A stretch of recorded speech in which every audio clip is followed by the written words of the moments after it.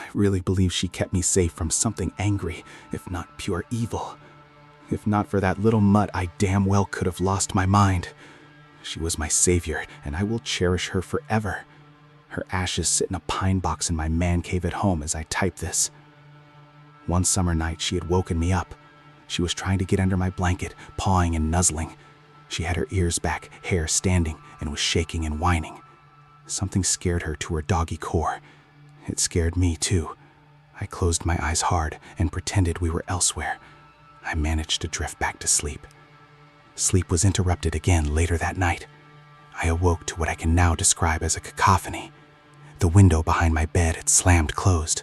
I opened my eyes in surprise. The old computer was on. It was a DOS computer. For you kids, there wasn't a graphic interface. You had to type in commands to open programs.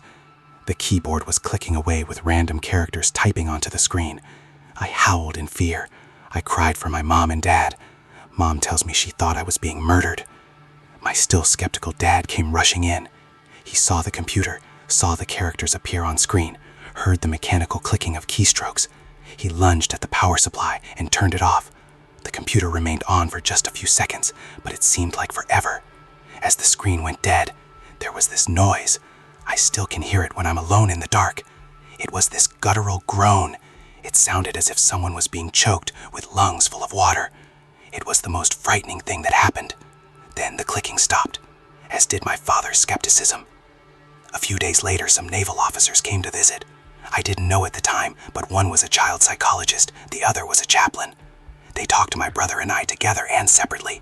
I remember how odd some questions were, like asking if adults had ever touched us. Then we talked openly about things we saw and heard in the house. The chaplain seemed most interested. Brother and I both had a few visits with the psychologist in the hospital as well. After their first visit, though, we stayed in a Holiday Inn on the beach. It was such a relief. We never went back to that house. In a rather unprecedented event, and after several talks with the chaplain and doctor, the Navy granted my parents an allowance to pay for off-base housing. Turns out our complaints weren't the only ones.